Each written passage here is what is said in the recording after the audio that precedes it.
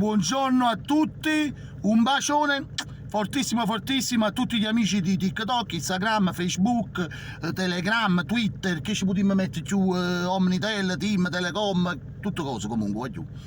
Facciamo questo breve video, vi spiego un po' di situazioni. Mi avete tempestato di messaggi, il nome, la malattia, ok, ora vi spiego due cose subito.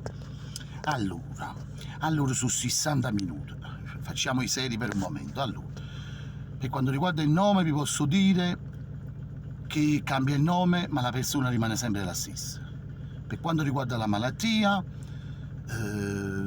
vi dico, sono stato operato pure 2 volte e quando ho scoperto questa malattia per me è stata come cadere in un pozzo senza mai raggiungere il fondo.